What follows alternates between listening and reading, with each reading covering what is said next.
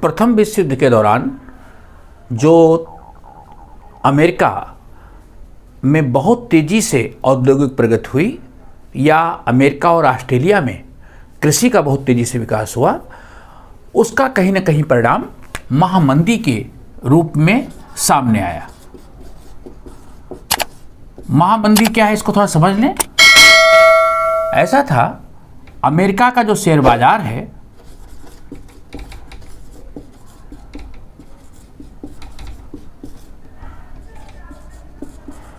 America के share बाजार में 24 अक्टूबर 1929 को, इस दिन थर्सडे था, इसीलिए इसको ब्लैक थर्सडे भी कहते हैं। अमेरिका के शेयर बाजार में बहुत तेजी से गिरावट देखने को आई। न्यूयॉर्क में जो अमेरिका का शेयर मार्केट था, वॉल स्ट्रीट उसे कहते हैं,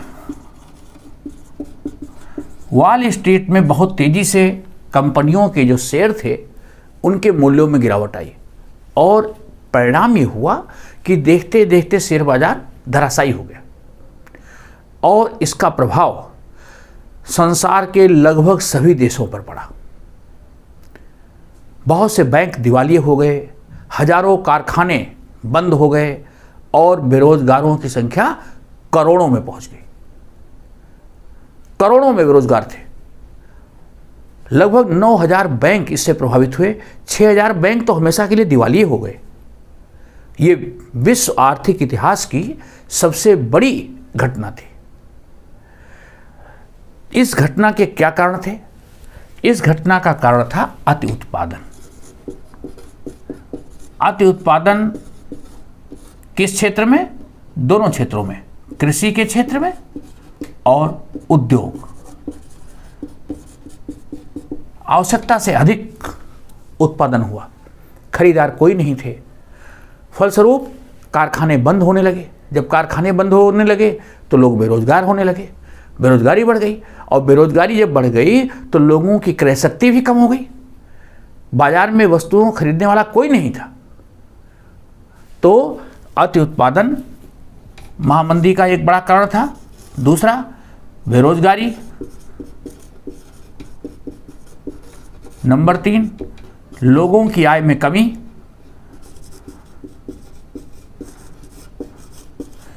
अमेरिका जैसे देशों में आयात पर रोक। संसार के जो बड़े देश थे उन्होंने आयात पर रोक लगा दी। फलस्वरूप चाहे वो कारखाने का सामान हो, चाहे वो कृषि क्षेत्र का सामान हो, उसके आयात पर रोक लग गई तो उन देशों में सामान बना तो था लेकिन खरीदार नहीं थे। परिणाम स्वरूप कल कारखाने बंद हो गए। उद्योगपति जिन्होंने बड़े बड़े कर्ज ले रखे थे बैंकों से, वो कर्ज की अदायगी समय से नहीं कर पाए और उन्होंने कारखानों को लाक कर दिया। कारखाने लाक हो गए तो हजारों की संख्या में मजदूर बेरोजगार हो गए। केवल अमेरिका जैसे देश में 1 करोड़ 20 लाख लोग बेरोजगार हो गए। संसार में बेरोजगारों की संख्या 3 करोड़ से अधिक थी। तो ये सब इस कारण से हुआ। ये अति उत्पादन क्यों बढ़ा, इसको थोड़ा सा समझने की जरूरत है। जिस समय विश्व युद्ध हो रहा था, प्रथम विश्व युद्ध के समय वस्तुओं की मांग बहुत तेजी से बढ़ी। प्रथम विश्व जो 1914 से 18 के बीच हुआ, इस समय जो उत्पाद थे, चाहे वो कारखाने के उत्पाद थे या खाद्यान्न था, दोनों सामानों की मांग बहुत तेज थी। क्योंकि युद्ध को देखते हुए लोग आवश्यकता से ज़्यादा वस्तुओं का संग्रह करते हैं। दूसरा, युद्ध में बहुत सा सामान नष्ट भी होता है। तो युद्ध लड़ा जा रहा था यूरोप की भूमि पर। सामान कहाँ से आपूर्ति हो रहा था? अमेरिका से। खाद्यान्न ऑस्ट्रेलिया से भी आ रहा था।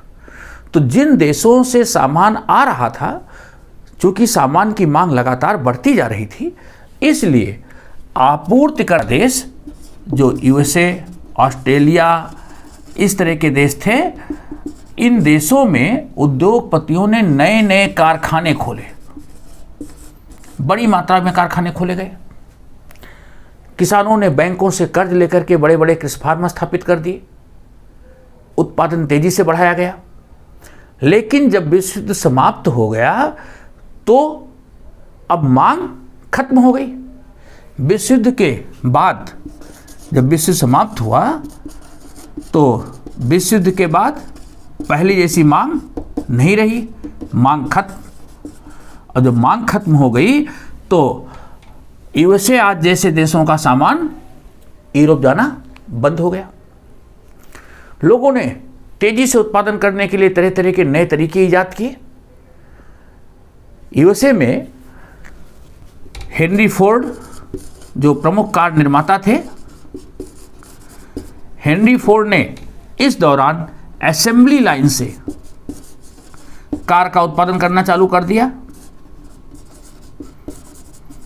ये क्वेश्चन पूछा जाता है कि असेंबली लाइन क्या थी और हेनरी फोर्ड ने किस मॉडल की कार का उत्पादन असेंबली लाइन से किया।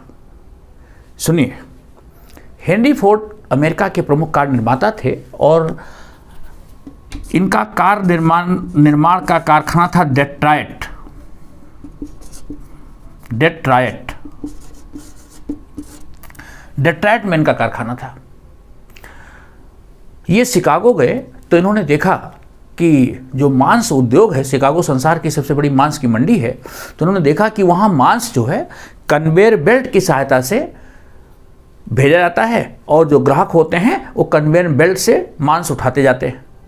तो उन्होंने सोचा कि अगर इसी तरह का प्रयोग हम अपनी कार मैन्युफैक्चरिंग इंडस्ट्री में करें तो कारें बहुत सकती हैं। इन्होंने उसको देख करके डेट्रायट स्थित अपने कारखाने में असेंबली लाइन का प्रयोग किया और टी मॉडल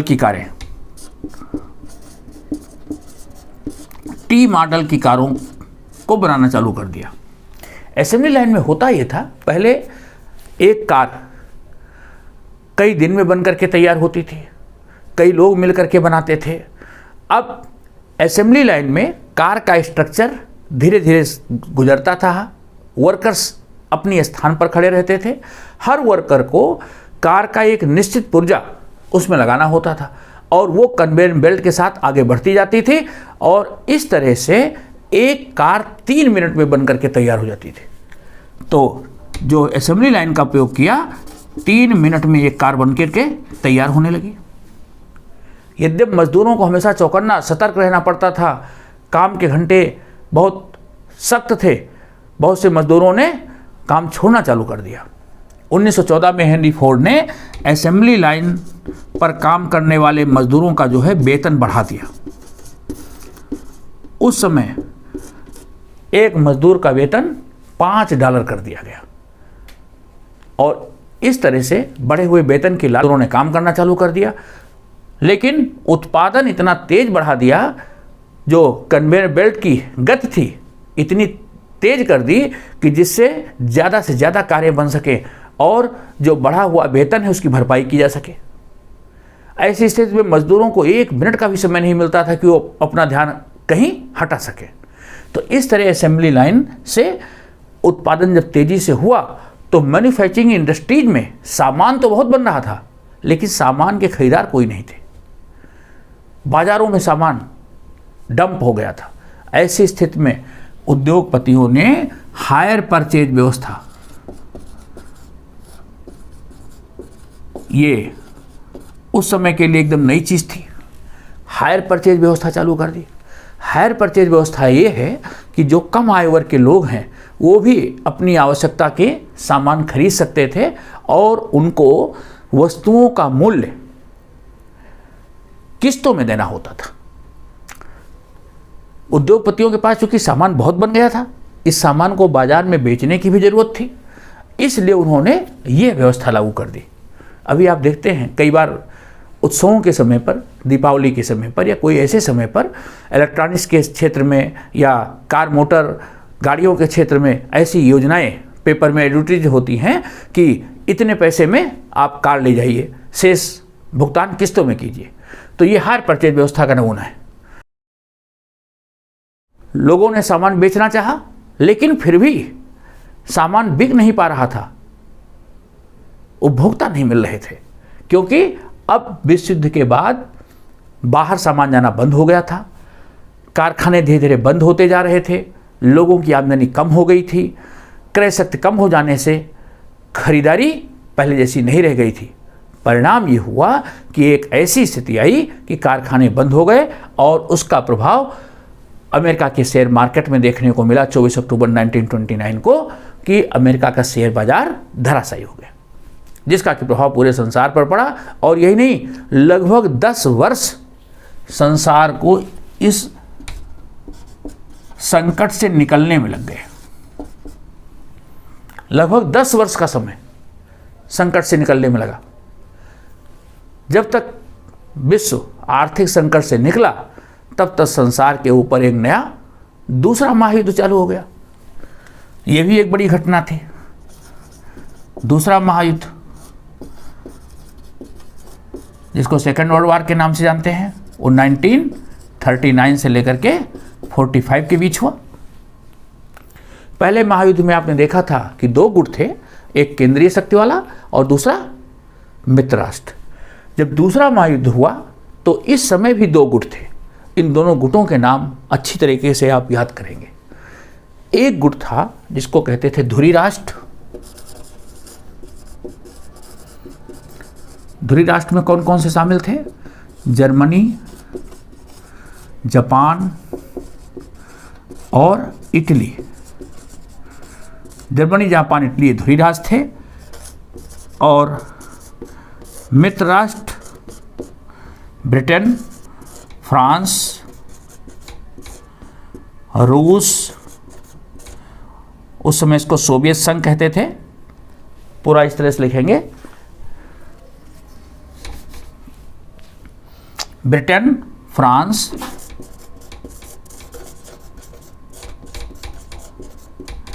सोवियत संघ, मित्र राष्ट्र ब्रिटेन, फ्रांस, सोवियत संघ। बाद में यूएसए भी इसमें शामिल हुआ। तो अगर याद करने के लिए सोचे आप, तो मित्र राष्ट्र प्रथम विश्व युद्ध में, दूसरे विश्व युद्ध में समान थे, एक जैसे ही देश थे। केवल धुरी राष्ट्र और केंद्रीय शक्तियों में थोड़ा सा अंतर था। बहरहाल दूसरा विश्व युद्ध भी लंबा चला और ये विश्व युद्ध पहले से लड़े गए प्रथम विश्व युद्ध से भी भयानक हुआ। इस महायुद्ध में लगभग 6 करोड़ लोग प्रत्यक्ष या अप्रत्यक्ष रूप से मारे गए। पहले विश्व युद्ध से दुगने से भी अधिक संख्या मरने वालों की संख्या थी। और इस महायुद्ध में एटम शक्ति का प्रयोग किया गया, एटम बम का प्रयोग किया गया जापान के ऊपर। जापान पर अमेरिका ने हिरोशिमा और नागासाकी, इन 2 शहरों पर एटम बम का प्रयोग कर दिया 1945 में। तो ये युद्ध बहुत भयानक युद्ध था, बहुत विनाश और मानवता को सबसे अधिक दुखदाई पहुंचाने वाला युद्ध था। मानवता के लिए सबसे भयानक युद्ध था। अब ये युद्ध एटॉमिक अटैक के बाद खत्म तो हो गया। अगस्त 1945 में, 14 अगस्त 1945 को जापान ने सरेंडर कर दिया और उसके बाद ये विश्व युद्ध समाप्त हो गया। लेकिन इस विश्व युद्ध के समाप्त ने बहुत सी नई विश्व युद्ध में बहुत सा धन, जन और इन देशों की जो अर्थव्यवस्था थी, वो अर्थव्यवस्था जो बुरी तरह से तबाह हो चुकी थी, वो प्रमुख चुनौती थी। जिस समय विश्व युद्ध लड़ा जा रहा था और लग रहा था कि विश्व युद्ध अब खत्म होने जा रहा है, उसी समय जो ये मित्र राष्ट्र थे, ब्रिटेन, फ्रांस, अमेरिका, इन लोगों ने विश्व युद्ध के बाद संसार की अर्थव्यवस्था को कैसे सुधारा जाए, संसार के देशों को कैसे विकास के रास्ते पर लाया जाए, इसकी चिंता उन्हें थी। और इसके लिए उन्होंने कुछ प्रयास करने चालू कर दिए थे।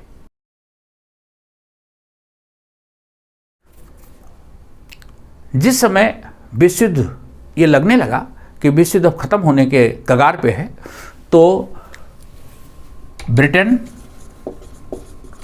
फ्रांस, अमेरिका, इन देशों ने, अमेरिका में न्यूयॉर्क शहर में एक स्थान है हैम्पशर, न्यूयॉर्क शहर के हैम्पशर में ब्रेटन वुड्स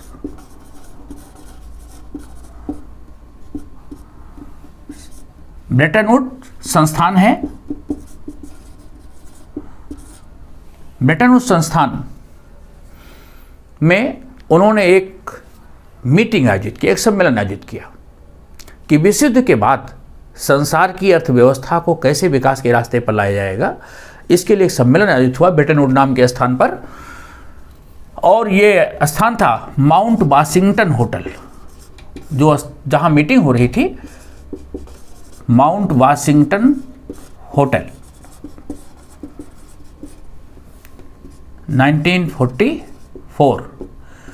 1944 में माउंट वाशिंगटन होटल, जो ब्रेटन वुड, जो कि हैम्पशायर में है, न्यूयॉर्क शहर में, वहां पर एक बैठक हुई जहां संयुक्त राष्ट्रीय मौद्रिक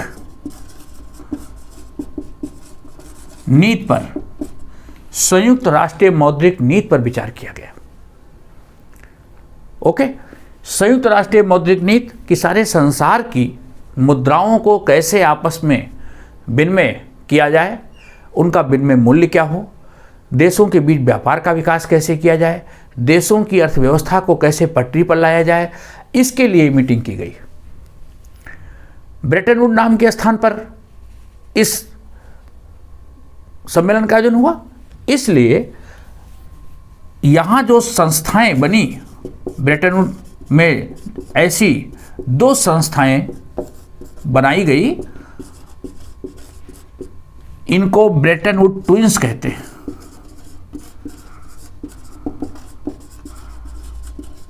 ब्रेटन वुड ट्विंस कौन कौन सी 2 संस्थाएं थी?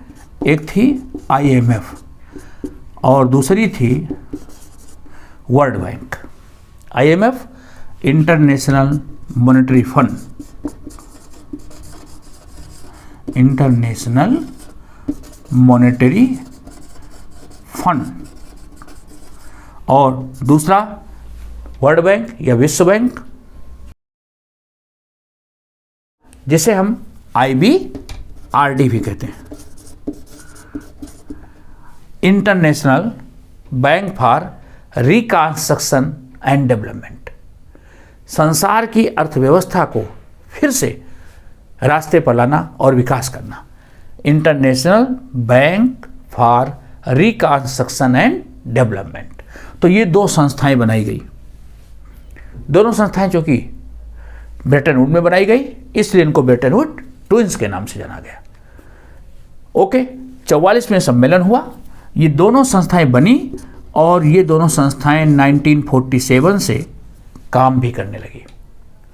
ठीक है, जब ये सब समाप्त हो गया तो सदस्य देशों को आर्थिक मदद देना, देशों की अर्थव्यवस्था को फिर से विकास के रास्ते पर लाना, ये जिम्मेदारी इन दोनों ने बखूबी निभाई। IMF भी संसार के देशों को आर्थिक सहायता देती है, विश्व बैंक भी देती है। दोनों जो आर्थिक सहायता देती है उनका उपयोग अलग अलग कार्यों में होता है। IMF जो पैसा देती है उससे बैलेंस ऑफ पेमेंट, जो एक देश दूसरे देश से व्यापार करता है, उसमें जो व्यापार अधिशेष है उसका भुगतान करता है। IMF से जो पैसा आता है उससे आप डेवलपमेंट के काम नहीं कर सकते वो। और जो वर्ल्ड बैंक पैसा देता है, इस पैसे का उपयोग इंफ्रास्ट्रक्चर के लिए, रेलवे के लिए, शिक्षा के लिए, स्वास्थ्य के लिए, इन सब कार्यों में आप उसका उपयोग कर सकते हैं। सड़क के लिए, बिजली उत्पादन के लिए, डेवलपमेंट से संबंधित जो बड़ी योजनाएं हैं उनके लिए आप वर्ल्ड बैंक से प्राप्त धन का उपयोग कर सकते हैं। ये बेसिक अंतर है, ध्यान में रखना। तो बहरहाल 1947 से ये संस्थाएं काम करने लगी। चूंकि संयुक्त राष्ट्रीय मौद्रिक नीति भी निश्चित की गई थी, तो यहां पर विनिमय दर भी निश्चित किया गया। विनिमय दर क्या है, जरा इसको समझ लीजिए। अंतर्राष्ट्रीय जो मौद्रिक व्यवस्था थी, इस अंतर्राष्ट्रीय मौद्रिक व्यवस्था में एक देश की मुद्रा का मूल्य दूसरे देश की मुद्रा के मूल्य में परिवर्तनीय बनाया गया। हम $1 लेंगे तो उसके बदले हमको कितना रुपया देना होगा या कितना पाउंड देना होगा। पहले ये व्यवस्था नहीं थी, तो इसलिए व्यापार में परेशानी आती थी। एक करेंसी दूसरे करेंसी में बदली जा सके, ये व्यवस्था इसी सम्मेलन में की गई। अदरवाइज इससे पहले जब व्यापार होता था तो स्वर्णमान या रजतमान, सोने या चांदी के बदले व्यापार होता था। अब मुद्रा के रूप में व्यापार होने लगा। मुद्रा, एक देश की मुद्रा दूसरे मुद्रा में परिवर्तनीय बनाई गई, मुद्रा का मूल्य निश्चित किया गया और उस समय $1 की जो कीमत थी वो 35 औंस सोने के बराबर रखी गई। 35 औंस सोने के बराबर $1 का मूल्य रखा गया और इस तरह देशों की मुद्रा एक दूसरे से परिवर्तनीय बन गई। व्यापार का विकास चालू हो गया, व्यापार होने लगा, क्योंकि डॉलर सब लोग लेने के लिए तैयार थे। डॉलर सर्वमान्य मुद्रा हो गई थी। अब विनिमय दर समझ में आ गई। एक देश की मुद्रा का दूसरे देश की मुद्रा में जो परिवर्तनीय मूल्य है उसको विनिमय मूल्य कहते हैं या विनिमय दर कहते हैं। विनिमय दर दो तरह की होती है।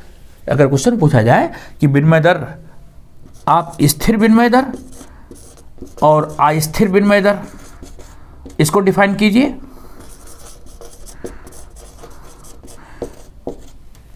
स्थिर विनिमय दर वो है जहां मुद्रा का मूल्य निश्चित करने के लिए सरकार हस्तक्षेप करती है। हमारे देश की मुद्रा का मूल्य क्या होगा, सरकार उसके लिए प्रयास करती है, तो ऐसी मुद्रा की विनिमय दर को स्थिर विनिमय दर कहते हैं।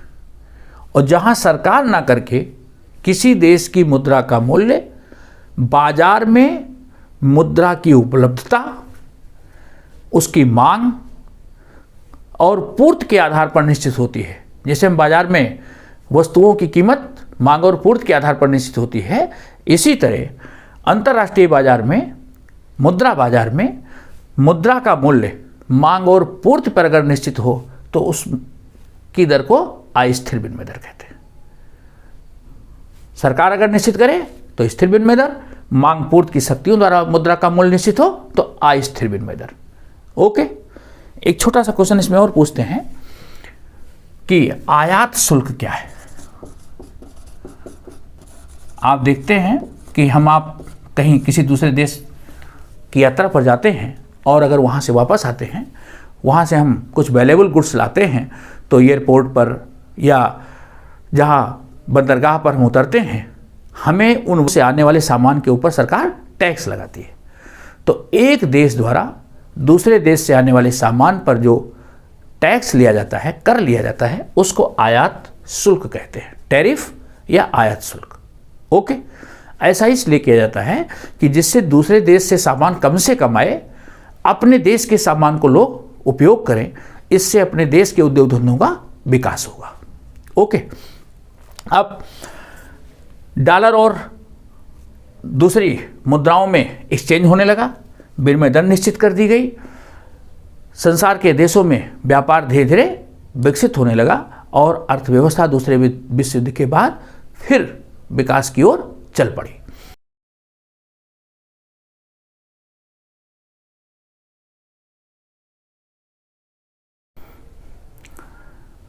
भूमंडलीकरण के कारण एक और नया परिवर्तन देखने को आया। संसार में ऐसे देशों के गुट बनने लगे। जैसे जो विकसित देश थे उनका एक अलग गुट बन गया। आपने सुना होगा G7, group of 7 countries, G15, group of 15 countries, G77, इस प्रकार के आर्थिक गुट बने। G7, G15, G77, okay. एक अभी आपने आर्थिक गुट देखा है, ब्रिक्स। तो इस प्रकार के ऐसे व्यापारिक और आर्थिक विकास के लिए संसार के देशों के गुट बने। G77, इस पर आपसे क्वेश्चन पूछा जाता है कि नवीन अंतरराष्ट्रीय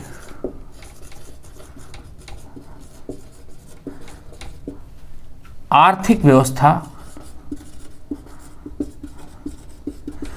से आप क्या समझते हैं, या नियो क्या है? नियो है new international economic order. New international economic order, ये ग्रुप 77 देशों का एक संघ है। ये विकासशील देश हैं। इन विकासशील देशों ने संसार के विकसित देशों से ये मांग की, ये विकासशील देश हैं, इन्होंने विकसित देशों से मांग की, पहली बात उनको कच्चे माल का सही मूल्य मिले, दूसरा उनको तैयार माल के लिए बाजार मिले,